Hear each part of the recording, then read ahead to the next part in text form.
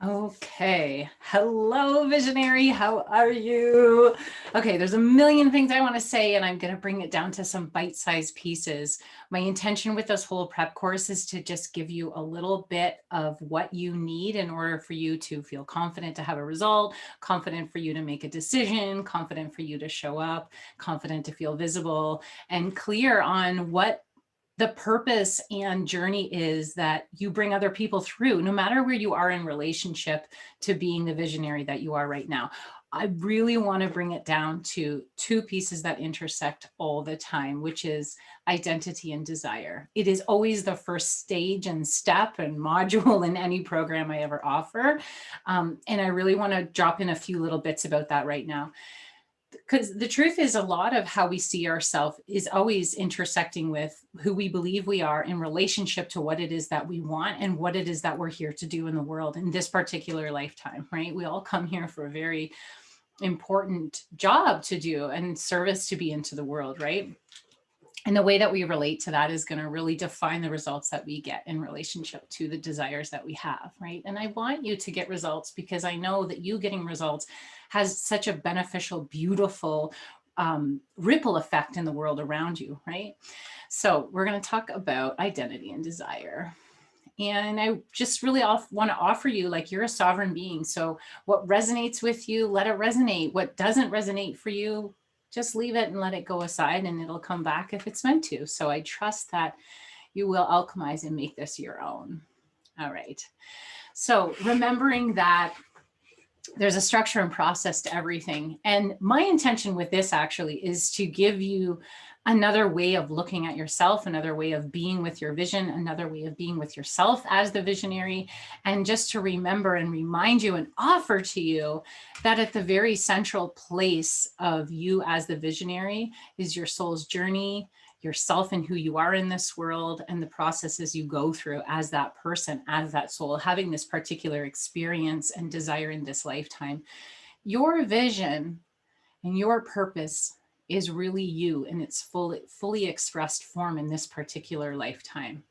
And I know that that's a complex journey to go on. I know it's not always easy, and I know that there's bliss points in that too. But at the very core central of everything that you do and what you stand for and what you're here to do in the world is your soul having that experience and guiding you and leading you and cheering you on, right? It is you.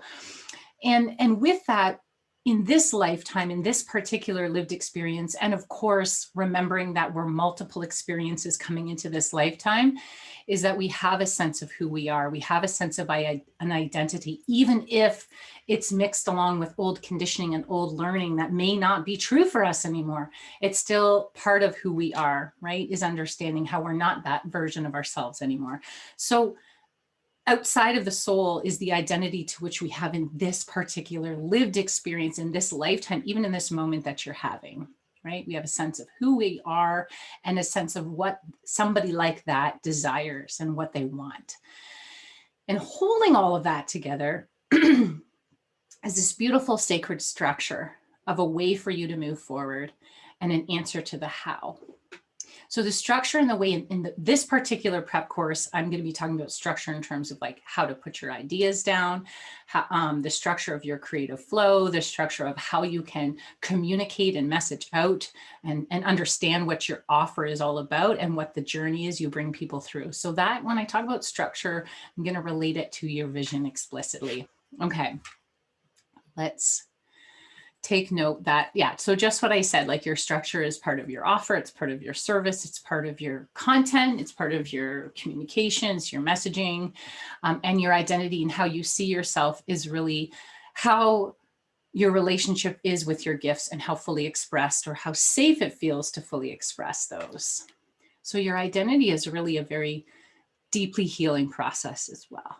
It really, really is. All right, so the intention for this is to give you another way of being and seeing yourself in relationship, directly in relationship to who you believe you are and who you are in that most expressed truth in your vision, whether you're a guide, a coach, a leader for others, and self, okay?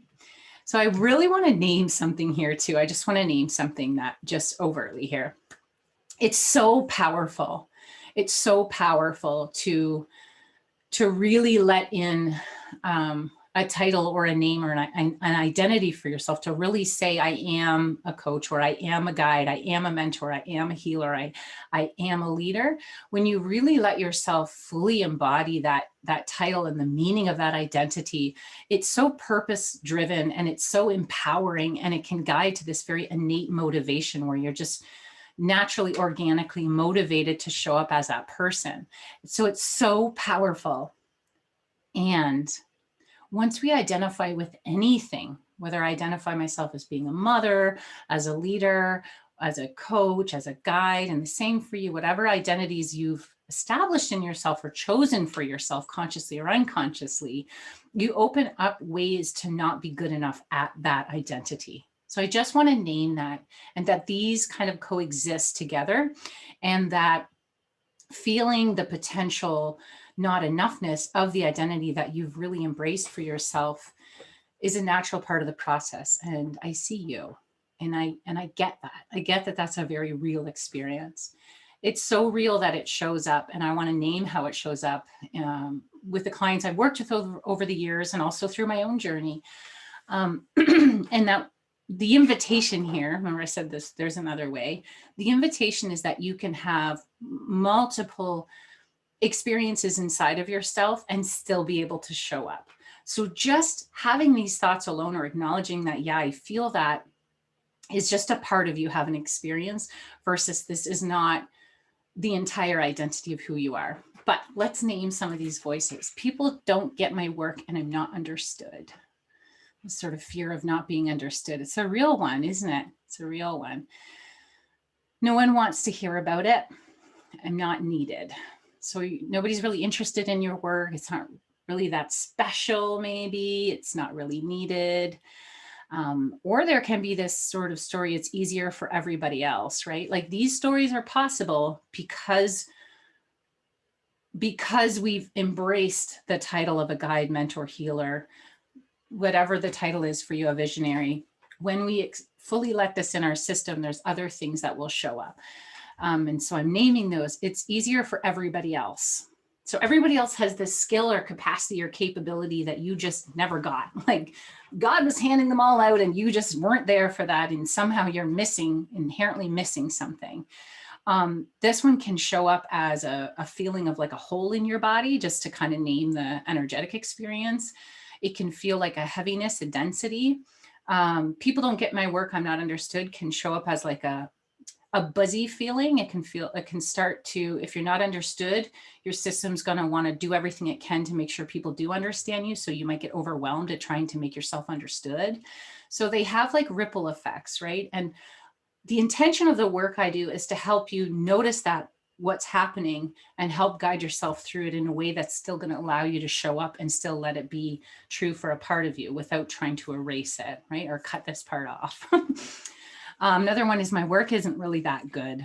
Like I'm not smart enough. This one is on my back often. My work isn't good enough. I'm not smart enough. I've done a lot of work on it. I'll tell you, it doesn't take over my system as much, but that we're all going to have a part of us that's like, oh yeah, I can relate to that. At the end of the day, what happens is these voices create conditions, these parts of us, not all of us, but part of us having this thought, because not all of you believes your work isn't good enough, right? Not all of you believes that you're not needed. Not all of you believes that you're not understood, but there's parts of us that can have these experiences. And if they take over our system to get our attention so much, it can create conditions that we think we have to live out, or rules of engagement with our vision and our work and ourself. So it can be like, well, I'm not insert whatever, I'm not understood or needed or capable. So if you're not understood, you can't be somebody who's relatable, or you can't do things that somebody who is understood could do. You can't have those things. So we can start to see where it really cuts us off in a way, or creates a level of resistance in us, right? So that we're not able to be that consistent visionary that maybe some of us want to be more of, right? In terms of consistency, these are usually the ones that are going to kind of get into the, not get in the way, but they're going to be in relationship to our ability to be consistent. So one of the biggest questions I get almost all the time is like, how can I stop having these thoughts? Like, how can I not feel misunderstood? Or how can I really believe that my work is important? And my invitation almost always in response is like, to get curious about why these voices or beliefs are wrong, right? Like immediately we can recognize that if we're judging these as being like good or bad thoughts, then we may be trying to fix a problem that's not actually a problem anymore, right? So we want to get to know our parts and we want to accept that they're there compassionately. And really what all of this looks like is really understanding what our parts are, okay? So I want to share what some of these parts are, and I want to make this brief, and I want to also acknowledge that this work is like a whole course in and of itself. So remember when I talked about parts work, and I've been mentioning parts, and you've probably heard or read me talk about parts lots, so this work is related to decades and decades of work by a man named Richard Schwartz, who started what he called internal family systems. And he's a systems guy, and I can totally love on that for sure. He wants to understand like what's happening and what are the parts and how do they all intersect with each other and how do they keep this cycle of in ourselves going. And so he observed and he came up with this basic map of our internal system, the family of parts. So it's not really to do with our immediate family necessarily, but it's to do with the family of us's inside, right? The multiplicities of who we are at any given time. And we can understand we have parts when we say, well, there's a part of me that wants to show up consistently, and there's a part of me that wants to sabotage and hide, right? When it comes to my vision, right?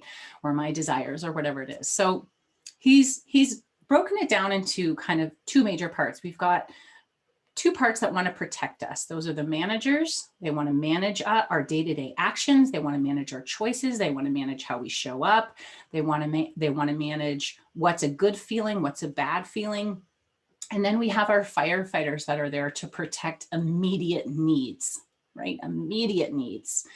An example, like an immediate need of not wanting to fully feel this level of humiliation or embarrassment. So they're going to do what they can to soothe and distract us. And then we have the exiles. These are the most vulnerable parts of us. They're often the youngest, and I'll explain those in a minute. Let's take a look at the managers really quick, because I know that these managers and the firefighters are definitely going to show up as you become more of yourself and as you become more self-guided. Managers are really just there to keep you safe from really feeling a wound, and really they show up in simple ways, like what we may call a saboteur, a people pleaser, a high achiever, judging ourselves, criticizing ourselves. They're the voices that make that say you're wrong, so we don't make that choice and we don't open that portal of possibility that we may feel that deep sense of humiliation or grief or loss or fear or whatever it judges is not a good feeling. They work the longest hours for the least amount of pay. In other words, they are active all the time. They're active all the time. And we don't tend to have learned that they have a good intention, which they do, which is to keep us safe. I mean, what better intention is that? To keep us safe and to keep us agreeing to stay here on earth, right? But they are parts of us that if we look at some of the tools of self-development or some of the narratives of the self-development world, they really don't honor these parts. They don't like them. We want to use the tools to tool them away. We want to erase them. We want to cut them off. We want to find ways to bypass them. And yet they're there to do a really important job, which is to protect the most vulnerable parts of us, which are the exiles. I'll talk about that in a sec. Firefighters, immediate soothing. Richard Schwartz puts it really perfectly when he says, damn the torpedoes, there's no cost to harm. So we don't care about immediate harm. We care about immediate distraction and soothing of the perceived harm that could come. So they're going to get us to exit, emotionally exit something, disassociate, addictions, hiding, self-harming, compulsion. They're there to get us out quickly. And they don't really care about collateral damage. They just care that we're out of the feeling, right? So those are the two types of protectors. When it comes to the exiles, and I'm sorry, this is a little bit blurry, but that's okay. The exiles I'm going to touch on really briefly. When you feel this sense of not enoughness, a sense of scarcity, a sense of missing something in yourself, not being lovable, like not feeling fully accepted, not worthy, not good enough, not smart enough. These are your exiles that are getting triggered. And remember that the protectors are there so that you don't trigger the exiles. But no matter how much we try to protect ourselves in the world, we're going to be triggered, right? We're going to go out in the world and something is going to feel unsafe. And so these, like I said, are often the very young versions of us, the 6-year-old that wanted to hide under the bed, that felt completely abandoned by our family, perhaps, didn't really know, maybe love will be there one day, maybe it won't be there. When we talk about having some type of attachment, sometimes that intersects with exiles, although Swartz's work doesn't really work on the attachment theory. But anyways, let's stay with the course here, Leanne. So exiles are going to get triggered no matter what. They're going to get triggered no matter what. And when we start to meet with them and help unburden the memories that they carry, the feelings that they need somebody to witness, when we sit with them without judging and we really let them in, all they actually ever need from us is a level of acceptance and a level of care, just like a child needs with its mother. And so these exiles that we put aside, we don't want anybody to see our shadows. Really what they need is to know that it's safe to come back home. And that's really what they're looking for. When we talk about the self, just like I said, this is the truth of who you are. It is the unshakable connection to source. It gives you divine access. It's the witness, the one that can witness the exiles. It can witness the managers without judging. It can get curious about the firefighters. It is there as the ultimate witness manifest. It's the healer. It's the core essence of who you are. It is God, source, love, creator, manifest in human form as you, the soul, having that manifestation here on earth. It is completely divine and unshakable. It is the one that we're looking to be associated and in self as much as we can. And the more we do this work, the easier it is that we can notice when a part of us is trying to get our attention, it's trying to take over our system, and it doesn't have to. Right? It doesn't have to for us to meet its needs and for us to be willing to listen. But the more that we want to bypass a feeling or a part of us, the more that we want to find a tool of erasure, the louder it's going to get. And so it's a simple practice of being willing to keep a clear, open channel from self, right? And to be able to witness and be with these parts. And there's a process for that, right? There's a process for that.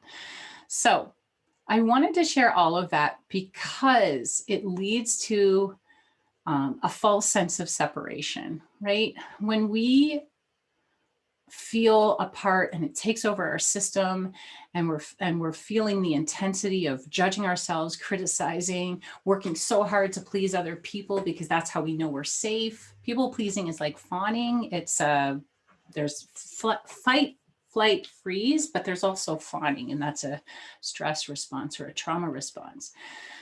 So at the end of the day, what ends up happening is that we experience false separation. And I'm just going to leave that here before I go to the next portion in another teaching video, but leads to false separation. It leads to parts of us feeling a sense of fracture, right?